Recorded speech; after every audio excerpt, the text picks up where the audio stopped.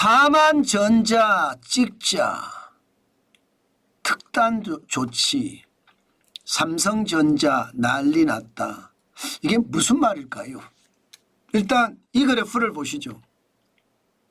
특단 조치는요, 삼성전자가 자사주를 매입해서 소각한다는 소식입니다. 이게 역대로 보면 세 번째거든요. 규모로 보면 두 번째입니다. 2015년에 11조 3천억 원을 투입을 해서 자사주를 매입하고 소각을 한 적이 있습니다. 그리고 2017년에 또 9조 3천억을 실제 자사주를 매입하고 소각했습니다. 이번에는 10조 원입니다. 역대 두 번째예요. 일단 3개월 내에 3조 원어치를 매입해서 전량 소각한다고 합니다. 그러면 보통주는 5,014만 4,228주나 되고요. 우선주는 369만 2,036주나 된다고 하네요. 앞으로 나머지 7조에 대해서도요, 시간에 맞춰서 절차에 맞춰서 1년 동안 자사주를 매입하고 소각 계속해 간다는 뜻이에요. 야, 이게 발표가 되자마자 시장에서는 진짜 난리가 났어요. 뭐 삼성전자 자체가 하루 동안에 7.21%나 올랐습니다. 49,900원이었던 삼성전자 주가는요, 3,600원이 올라서 53,500원이 된 거예요. 난리도 아니죠. 아마 장중에는요, 이런 사실을 정확히 몰랐을 거예요. 지금 올라가자마자 보시면 한 9시 조금 넘어서부터 올라가기 시작하더니 10시, 11시, 12시, 1시 되니까 막 계속 올라갔잖아요. 삼성전자 같은 대한민국의 최고의 주식이 7.21%씩이나 올라가는 것, 진짜 대한민국 경제가 불안하다는 이야기는 맞아요. 그만큼 말입니다. 시장에 엄청난 파장을 불러왔습니다. 사실 삼성전자가 자사주를 매입해서 소각할 때마다 주가는 계속 올랐거든요. 2015년에도 올랐고 2017년에도 올랐습니다. 아마 이번에도 오르지 않겠느냐 하는 게 시장의 전망이에요. 시장의 전망. 그만큼 말입니다. 많은 규모란 뜻이 10조 원이 적은 돈이 아니잖아요. 실제로 10조 원이라는 건 여러분, 이게 진짜 적은 규모가 아닌 게 삼성전자 현금 자산의 거의 10%입니다. 2024년 기준으로 보면 3분기에 103조 7천억 원의 현금성 자산을 가지고 있거든요. 이 자금 말입니다. 10분의 1을 투입한다는 뜻이에요. 여러분 알다시피 삼성전자 2020년에 121조 8천억 원으로 현금 자산이 가장 많을 때가 있었습니다. 그러다가 반도체 경기가 꼬꾸라지고 기술 리더십을 잡지 못하면서, 쉽게 말하면 HBM에 대한 어떤 기술적 진보를 이루지 못하면서 뒤처지게 되거든요. 그러면서 말입니다. 최악의 시나리오를 맞았습니다. 그러니 현금을 다 써갑니다. 2022년에는 114조 7천억 원까지 썼고요. 그리고 2023년에는 92조 4천억 원. 무려 3년 새에 현금이 24.1%가 줄어들었습니다. 29조 4천억 원 줄어들었어요. 불안하죠. 사실 불안합니다. 3년 새에 24% 줄어들었어요. 그러면 앞으로 또 3년 새에 24% 줄어들고 또 3년 새에 그러면 9년 안에는 현금이 고갈될 수도 있다는 뜻인가요? 충분히 그럴 수도 있죠. 단순 계산입니다.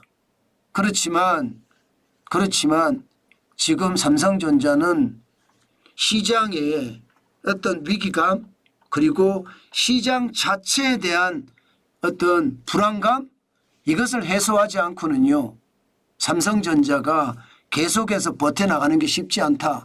시장은 그만큼 냉정하게 삼성을 바라보고 있다. 삼성은 그렇게 평가했는지도 모릅니다. 그러니까 삼성전자는요, 이게 기회다. 오히려 현금성 자산을 부어서 시장의 분위기도 바꾸고 회사의 어떤 주가가 올라가면 주주들의 어떤 환원이 되니까 분위기도 또 바꾸고 그러면서 사내에도 분위기를 좀 바꿔가자. 그런 어떤 강력한 신호 때문에 삼성전자가 특단의 조치를 취했다 이렇게 볼 수는 있습니다. 사실 삼성전자를 보고 있으면 여러분 삼성전자 주가가 바닥이다 이런 얘기 나오거든요. 왜 바닥이다 이런 얘기 나오느냐. 제가 계속 몇 번에 걸쳐서 말씀을 드렸습니다. 삼성전자 PBR 주가 순자산 비율을 보면요. 지금 1 정도가 일반적으로 평가를 그냥 있는 그대로 받는다예요.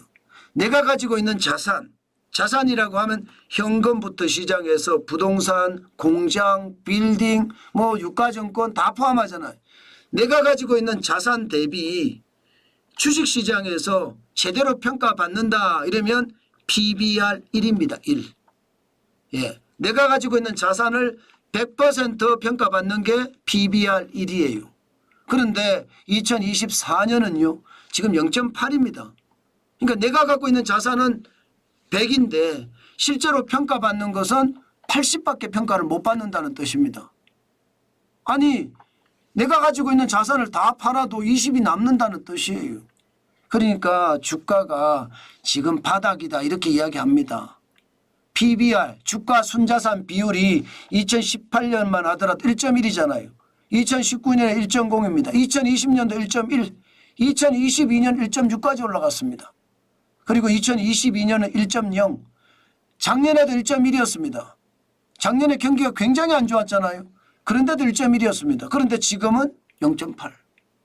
그러니까 바닥까지 떨어졌다 이렇게 보는 거죠. 그러니 삼성전자 주가도 뭐 당연히 바닥이다 이렇게 생각하는 겁니다. 실질적으로 삼성전자 주가를 보면 야 진짜 바닥 맞네.